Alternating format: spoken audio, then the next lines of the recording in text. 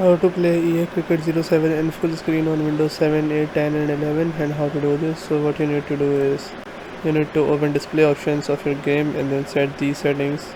Make sure you apply these same settings on your game. After doing this, apply settings and quit game and restart the game and check if these black bars are gone now. So yes, this is how you can do it. Alright, that's it for today's tutorial.